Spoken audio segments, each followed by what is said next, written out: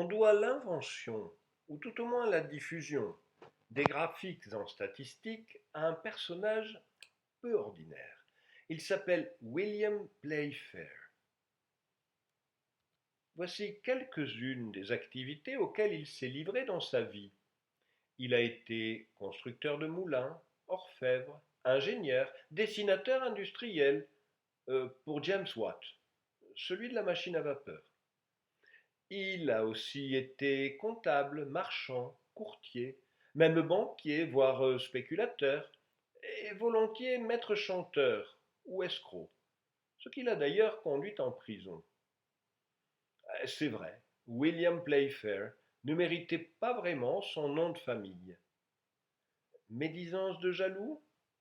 Ben non, on a des preuves. Playfair avait tenté de faire chanter un certain Lord Douglas sur des documents qu'il aurait récupérés en France à propos de sa famille. C'est l'avocat de Lord Douglas qui écrit. Il apparaît maintenant des lettres de Playfair que son objectif a toujours été de vous extorquer de l'argent. Vous pourriez lui intenter un procès pour les lettres de menaces que vous avez reçues.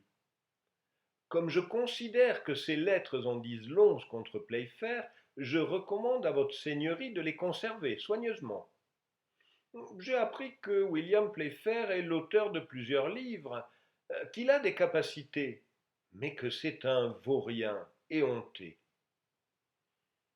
Suite à un ou deux épisodes louches en Angleterre, Playfair s'était retrouvé en France, impliqué dans des entreprises tout aussi douteuses. Le 14 juillet 1789, il est à Paris. Il est même dans la foule de ceux qui convergent du faubourg Saint-Antoine vers la Bastille. Partisan de la Révolution au début, il en condamne bientôt les excès, d'autant qu'il passe lui-même assez près de la mort en sauvant un de ses amis et associés à l'affaire qui s'appelle Desprémézil. Je demandai à quelques personnes qui couraient autour qu'est-ce qui se passait. La réponse fut que le peuple s'était saisi de Desprémézil et allait lui couper la tête. Je courus vers là où était la foule et je trouvai Desprémézil assis, nu et couvert de sang, sa langue sortant de sa bouche et les yeux roulant avec une sorte de regard insensé. Tous les rideaux des boutiques et toutes les portes avaient été fermés à la hâte, car la nation, c'est ainsi que l'on appelait la foule, inspirait la terreur, où qu'elle aille, et si quelque chose était volé ou cassé, il n'y avait aucune compensation.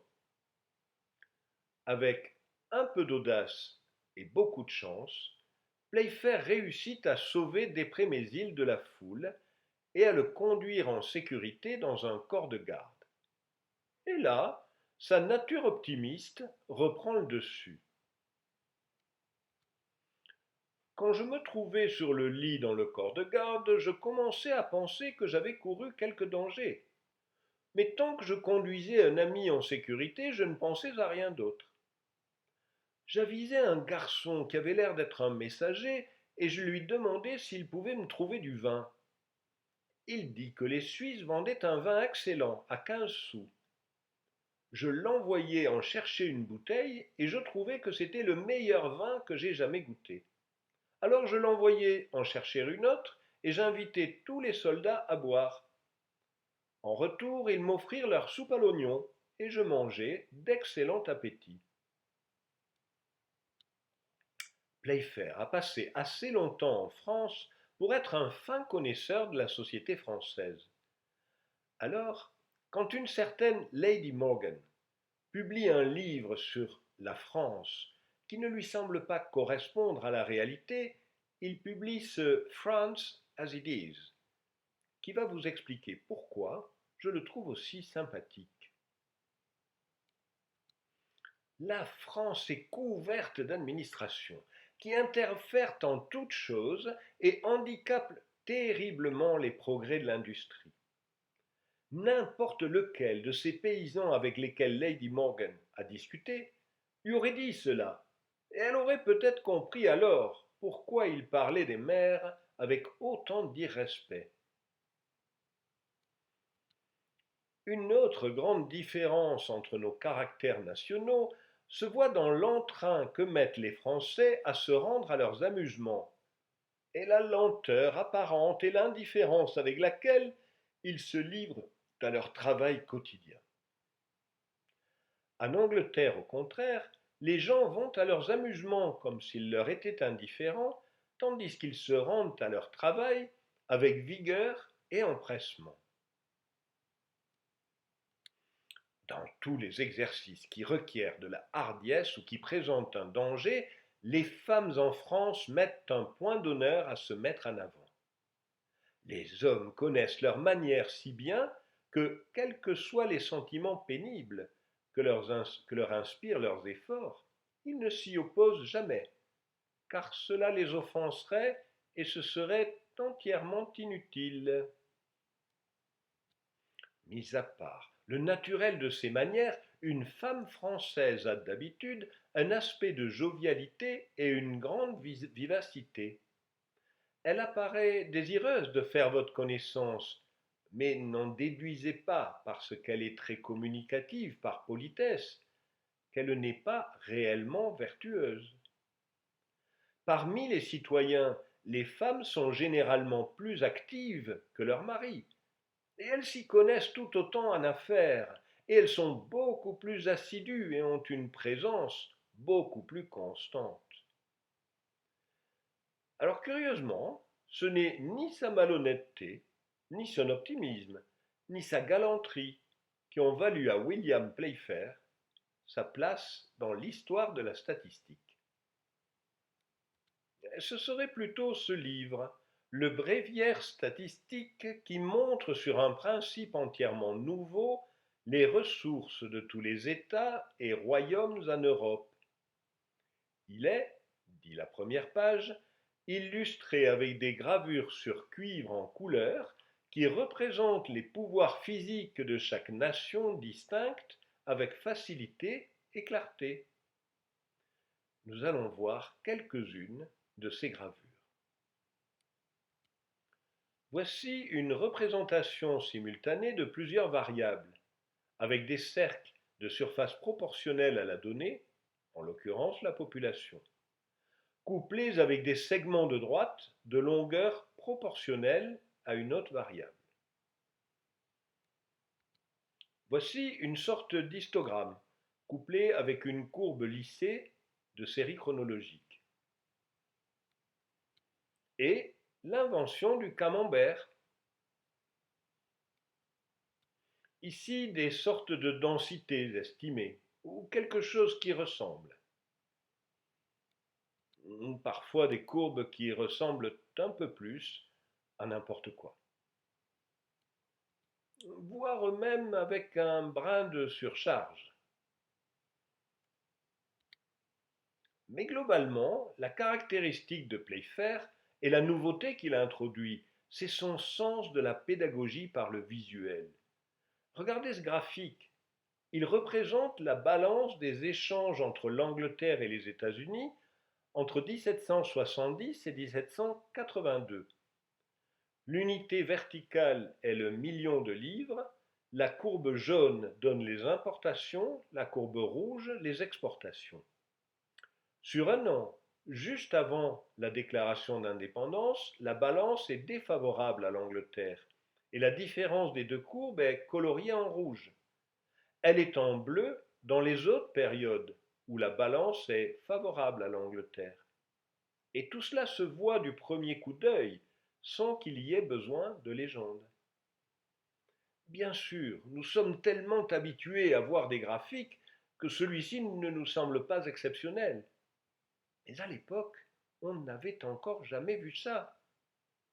Et il y avait pourtant quelques antécédents, en particulier en géographie et en histoire. D'abord, la représentation cartésienne d'une fonction date de bien avant Descartes. Les premières semblent dues à Orésme, au XIVe siècle.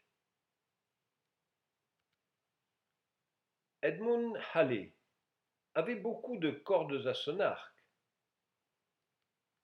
Pas seulement l'astronomie, qui lui a valu de laisser son nom à une comète, mais aussi la géographie. Ceci est une carte montrant les variations de la boussole. Comme vous le voyez, la carte est surchargée par des flèches, qui sont en fait la représentation d'un champ de vecteurs. Ça, c'était pour la géographie, mais sur le versant histoire, un certain Jacques Barbeu du Bourg a réalisé une invention curieuse. C'était un médecin, ami de Benjamin Franklin, dont il a traduit les œuvres, d'où l'invention de ce parapluie paratonnerre.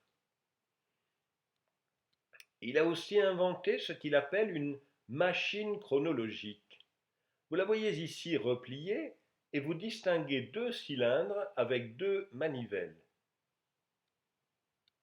Une fois dépliée, apparaît une sorte de carte que l'on peut faire défiler à l'aide des manivelles. C'est une représentation chronologique de faits historiques. L'auteur a inventé tout un langage de signes, parfois assez poétique. Remarquez que le fainéant a le signe astrologique du Cancer, et que je suis moi-même Cancer. L'assassin et l'assassiné ont des poignards en sens inverse. J'ignore si le signe du fou est un drapeau ou une girouette, mais celui de la générosité est clairement un petit cœur. L'encyclopédie ne manque pas de saluer l'invention en 1753 et on précise que l'auteur offre de donner un exemplaire gratis à toute personne tenant un rang dans la République des lettres, tels que auteurs, académiciens, docteurs, etc., qui daigneront lui en rendre un premier avec leurs remarques. Pas fou quand même. Achetez d'abord, puis rendez-nous la machine et on vous en redonne une neuve. On ignore quel succès a eu cette offre généreuse. Une autre représentation graphique antérieure à Playfair est celle de Charles de Fourcroy. Il l'appelle tableau poléométrique.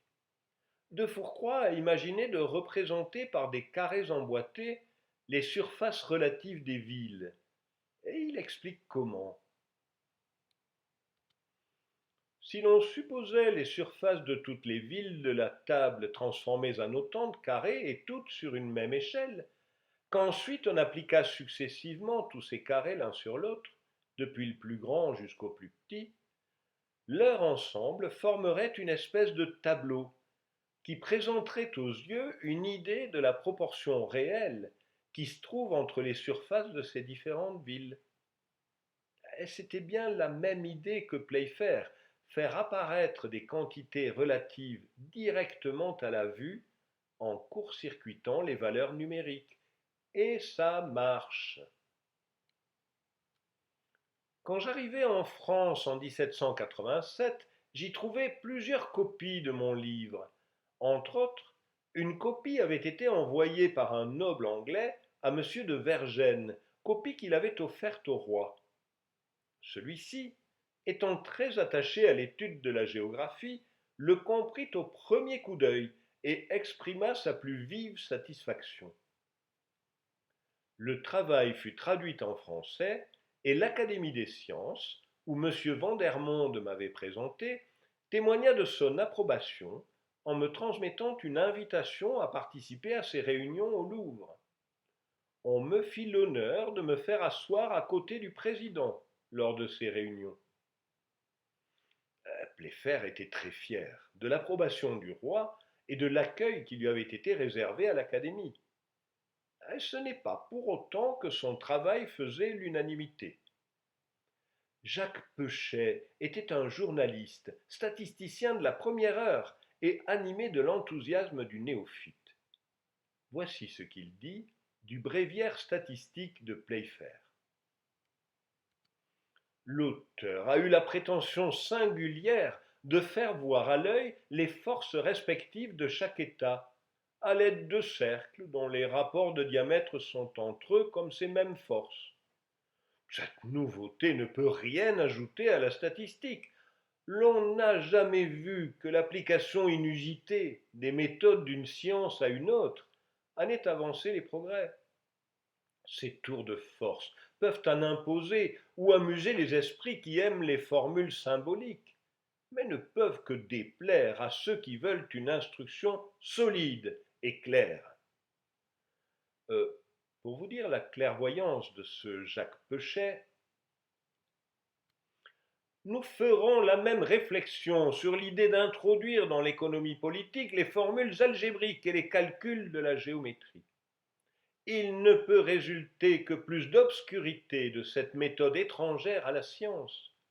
On croit la rendre plus certaine, on ne la rend que plus difficile à comprendre. On n'a rien appris de plus quand on a traduit en langage algébrique un résultat sur lequel personne n'est d'accord. C'est là un charlatanisme ou un ridicule dont la véritable science ne peut s'accommoder. Mais revenons à la statistique, que l'on n'a pas encore tenté de charger de formules algébriques et qui n'en a pas besoin. William Playfair ne s'est pas laissé arrêter par les nombreuses critiques que ne manquent jamais de susciter les nouveautés.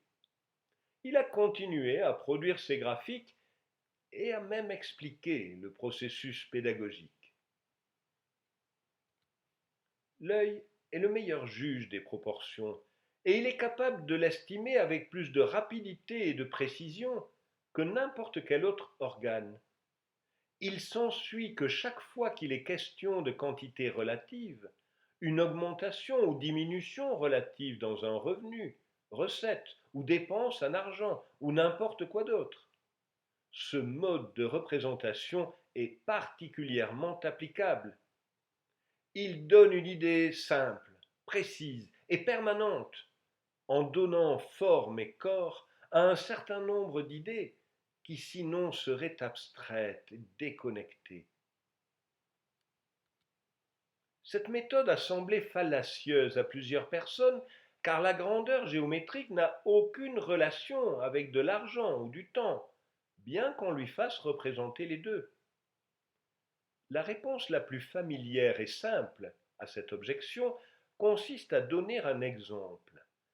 Supposez qu'un commerçant reçoive son argent en pièces identiques et que chaque soir il fasse une pile de toutes les pièces reçues dans la journée.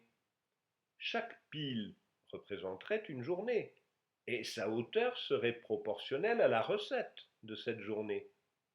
De sorte que par cette opération élémentaire, le temps, la proportion et la quantité seraient toutes combinées physiquement. Quand je vous disais que Playfair avait le sens de la pédagogie, il pensait même à nos étudiants. On présume que ce travail sera particulièrement utile aux étudiants, car il n'y a pas d'études moins séduisantes, ni plus sèches et fastidieuses que les statistiques, à moins qu'on ne fasse marcher l'esprit et l'imagination, ou que l'étudiant soit particulièrement intéressé par le sujet. Ce qui ne peut que rarement être le cas d'un jeune homme, quelle que soit son origine. Alors Playfair aura réussi le tour de force de rendre moins sèche et fastidieuse à la fois la statistique et l'histoire de la statistique.